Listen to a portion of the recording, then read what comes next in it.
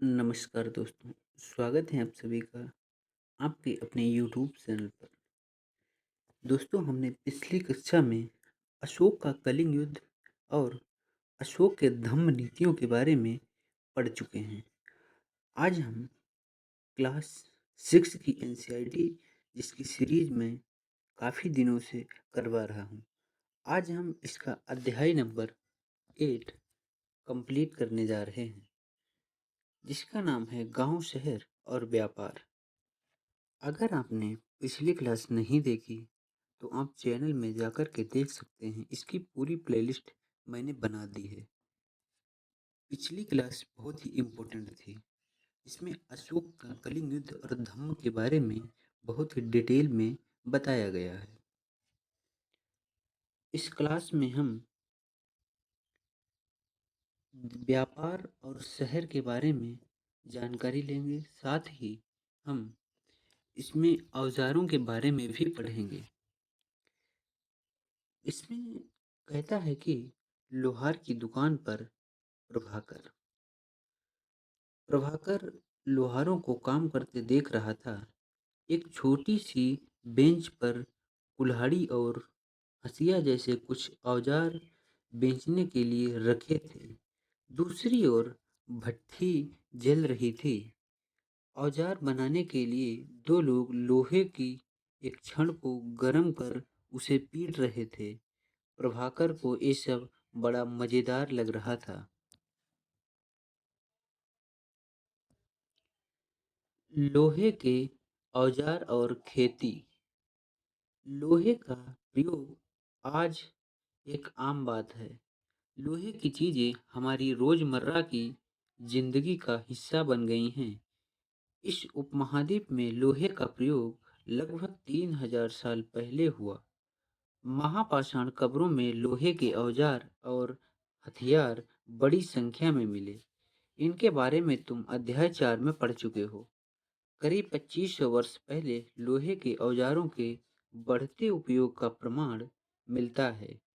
इसमें जंगलों को साफ करने के लिए कुल्हाड़ियाँ और जुताई के लिए हलों के फाल शामिल हैं।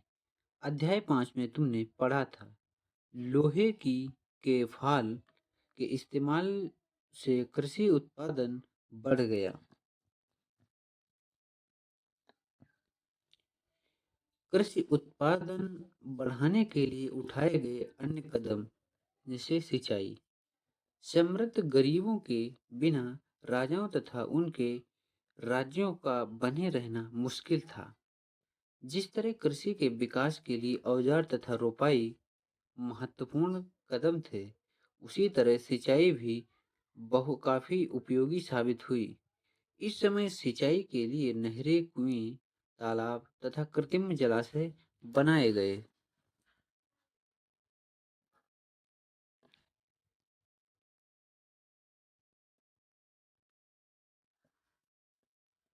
गांव में कौन रहते थे?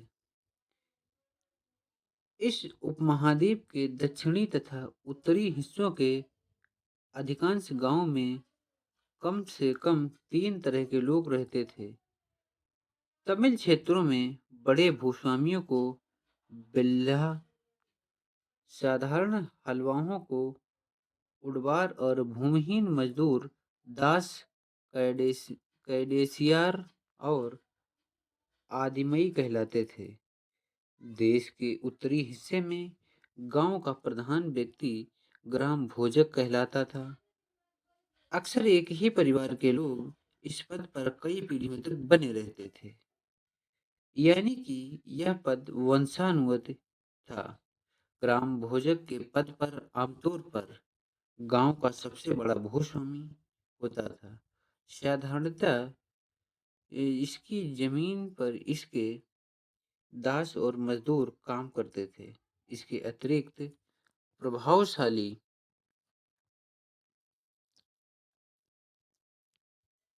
इसके प्रभावशाली होने के कारण प्राय राजा भी कर वसूलने का काम इन्हें ही सौंप देते थे। ये न्यायाधीश का कभी कभी पुलिस का काम भी करते थे।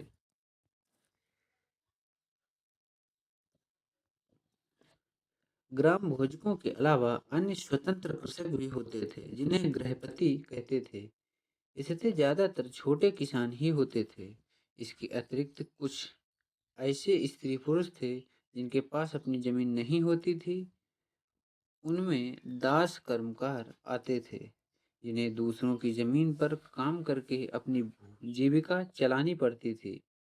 अधिकांश गांवों में लोहार, कुम्हार, बढ़ई तथा बुनकर जैसे कुछ शिल्पकार भी रहते थे।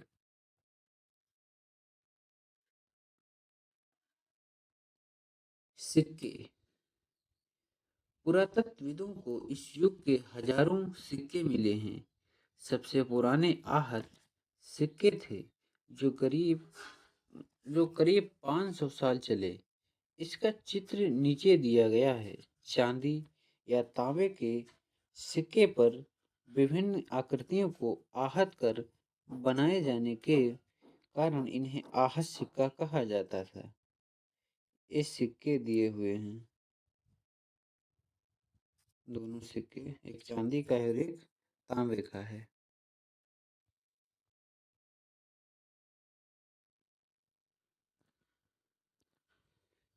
नगर अनेक गतिविधियों के केंद्र। अक्सर नगर कई कारणों से महत्वपूर्ण हो जाते थे। उदाहरण के लिए मथुरा। मानचित्र सेवन को देखो। यह 2500 साल से ज़्यादा समय से एक महत्वपूर्ण नगर रहा है क्योंकि यह यातायात और व्यापार के दो मुख्य रास्तों पर स्थित था। इसमें एक रास्ता पश्चिम उत्तर से पूरब की ओर, दूसरा उत्तर से दक्षिण की ओर जाने वाला था। शहर के चारों ओर किलेबंदी थी। इसमें अनेक मंदिर थे। आसपास के किसान तथा पशुपालक शहर में रहने वाले के लिए भोजन जुटाते थे। मथुरा बेहतरीन मूर्तियां बनाने का केंद्र था। लगभग 2000 साल पहले मथुरा कुषाणों की दूसरी राजधानी बनी। इसके बारे में तुम आगे पढ़ोगे। मथुरा एक धार्मिक केंद्र रहा है। यहाँ बौद्ध विहार और जैन मंदिर हैं। यह कृष्ण भक्ति का एक महत्वपूर्ण केंद्र था। मथुरा में प्रस्तर खंडों तथा मूर्तियों पर अनेक शिलाअभिलेख मिले हैं। आमतौर पर ये संक्षिप्त अभिलेख हैं जो स्त्रियों तथा पुरुषों द्वारा मठों या मंदिरों में दिए जाने वाले दान का उल्लेख करते हैं। प्रायः शहर के राजा रानी, अधिकारी, व्यापारी तथा शिल्पकार इस प्रकार के दान करते थे। उदाहरण के लिए मथुरा मंदिर के अभिलेख के सुनारों, लोहारों, बुनकरों, टोकरी बुनने वाले, माला बनाने वालों और इस बनाने वाले के उल्लेख मिलते हैं। शिल्प तथा शिल्पकार। पुरास्थलों से शिल्पों के नमूने मिले हैं। इसमें मिट्टी के बहुत से पतले और सुंदर बर्तन मिले हैं जिन्हें उत्तरी काले चमकीले पात्र कहा जाता है क्योंकि ये ज़्यादातर उपमहाद्वीप के उत्तरी भाग में मिले हैं। ध्यान रहे कि अन्य दूसरे शिल्पों के अवशेष नहीं मिले होंगे। जैसे कि विभिन्न ग्रंथों से हमें पता चलता है कि कपड़ों का उत्पादन बहुत महत्वपूर्ण था। उत्तर में वाराणसी और दक्षिण में मदुरै इसके प्रसिद्ध केंद्र थे जहाँ स्त्री पुरुष दोनों काम करते थे। अनेक शिल्पकार तथा व्यापारी अपने अपने संघ बनाने लगे थे जिन्हें श्रेणी कहते थे। शिल्पकारों की श्रेणियां काम करना, प्रतिक्षण देना, कच्चा माल उपलब्ध कराना तथा व्यापार का विवरण करना था, जबकि व्यापारियों की श्रेणी व्यापार का संचालन करती थी। श्रेणियां बैंकों के रूप में काम करती थी जहां लोग पैसे जमा करते थे। इस धन का निवेश लाभ के लिए किया जाता था। इससे मिले लाभ का कुछ हिस्सा जमा करने वाले को लौटा दिया जाता था या फिर मठ आदि धार्मिक संस्थानों को दिया जाता था।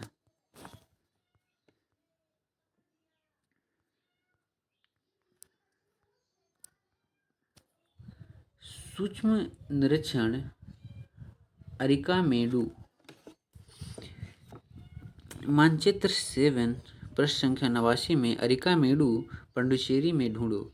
लगभग 2200 से 1900 साल पहले अरिकामेडु एक पतन था। यह दूर दूर से आए जहाज़ों से सामान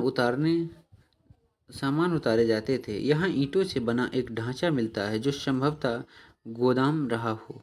यहाँ भूमध्यसागरीय क्षेत्र के एफोरा जैसे पात्र मिले हैं। इसमें शराब या तेल जैसे तरल पदार्थ देखे जा सकते हैं। इसमें दोनों तरफ से पकड़ने के लिए हत्थे लगे हैं।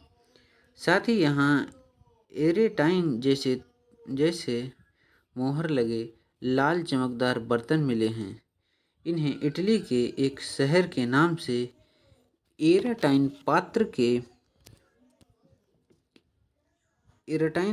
के नाम से जाना जाता है।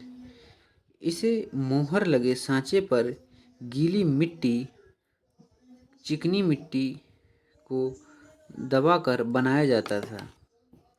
कुछ ऐसे बर्तन मिले हैं जिनका डिज़ाइन तो रोम का था, किंतु वे यही बनाए जाते थे।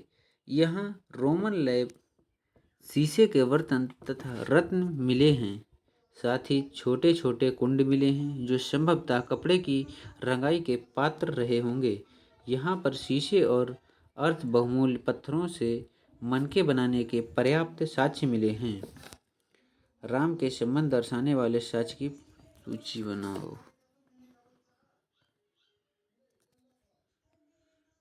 व्यापार और व्यापारी। तुमने उत्तरी काले पॉलिश वाले बर्तन के बारे में पढ़ा है।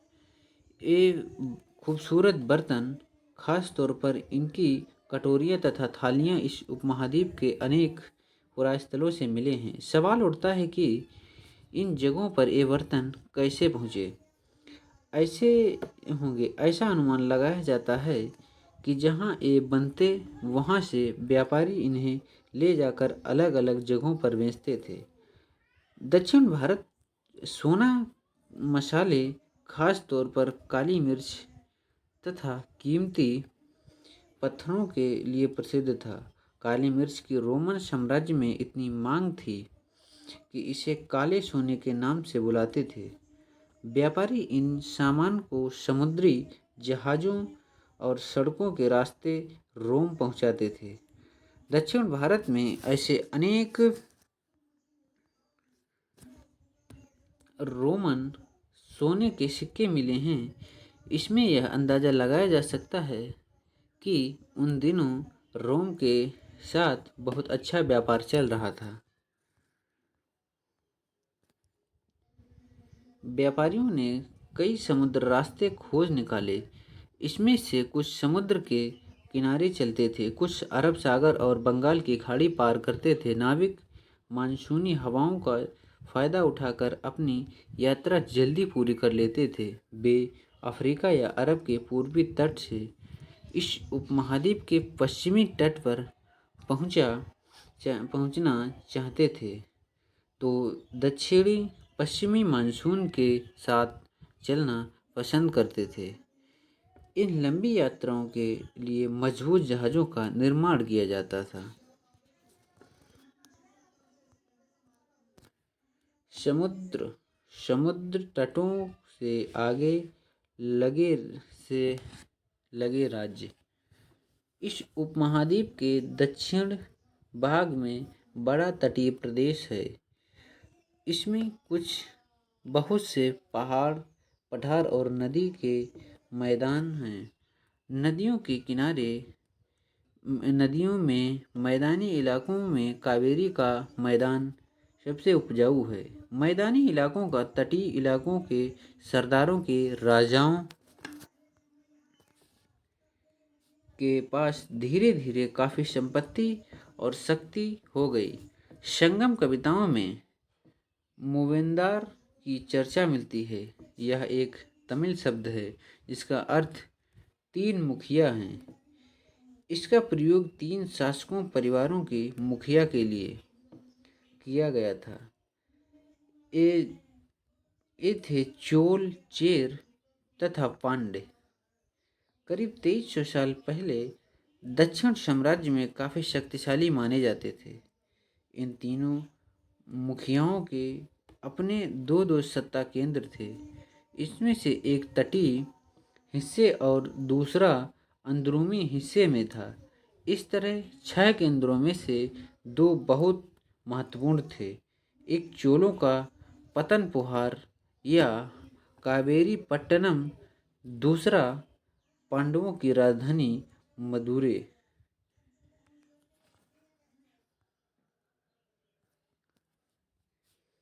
ये मुखिया लोगों से नियमित कर के बजाय उपहार की मांग करते थे। कभी कभी ये सैनिक अभियानों पर भी निकल पड़ते थे और आसपास के इलाकों से शुल्क वसूल कर लेते थे। इसमें से कुछ धन वे अपने पास रख लेते थे, बाकी अपने समर्थकों, नाते रिश्तेदारों, सिपाहियों तथा कवियों के बीच बांट देते थे। अनेक संगम कवियों ने उन मुखियाओं की प्रशंसा में कविताएं लिखीं जो उन्हें कीमती जवाहरात, सोने, घोड़े और हाथी रथ या समुद्र कपड़े दिया करते थे। इसके लगभग 200 वर्षों के बाद पश्चिम भारत में सातवाहन नामक राजवंश का प्रभाव बढ़ गया। सातवाहनों का सबसे प्रमुख राजा गोमती पुत्र श्री सातकर्णी था। इसके बारे में हमें उसकी माँ गौतमी बलश्री द्वारा दान किए गए अभिलेख से पता चलता है।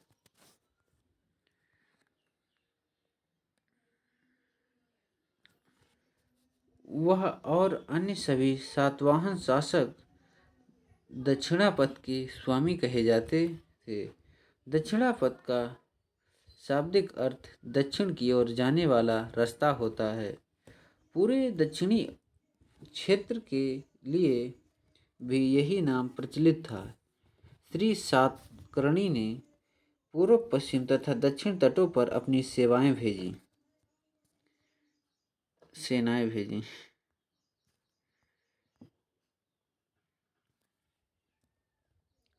रेशम मार्ग और कुषाण। कुछ शासक इसके बड़े बड़े हिस्से पर अपना नियंत्रण करना चाहते थे, क्योंकि इस रास्ते पर यात्रा कर रहे व्यापारियों से उन्हें शुल्क तथा तोहफे के जरिए लाभ मिलता था। इसके बदले ये शासक इन व्यापारियों को अपने राज्य से गुजरने वक्त लुटेरों के आक्रमण से सुरक्षा देते थे। सिल्क रूट पर नियंत्रण रखने वाले शासकों के सबसे प्रसिद्ध कुषाण थे। करीब 2000 साल पहले मध्य एशिया तथा पश्चिमोत्तर भारत का पर इनका शासन था। पेशावर और मथुरा इनके 2 मुख्य शक्तिशाली केंद्र थे। तक्षशिला भी इनके राज्य का हिस्सा था। इसके शासनकाल में सिल्क रूट की एक शाखा मध्य एशिया से होकर सिंधु नदी के मुहाने के पत्तनों तक जाती थी। फिर यहाँ से जहाज़ों द्वारा रेशम पश्चिम की ओर रोमन साम्राज्य तक पहुँचाता था। मैं आशा करता हूँ चैप्टर आपके समझ में आया होगा। अगर आपके समझ में नहीं आया तो इसे दोबारा देखिए। तब तक के लिए बने रहिए हमारे चैनल पर। अगर वीडियो अच्छी लगी हो तो इसे लाइक कर, साथ ही हमारे चैनल को सब्सक्राइब जरूर करना। मिलते हैं कल नेक्स्ट वीडियो में। तब तक के लिए धन्यवाद।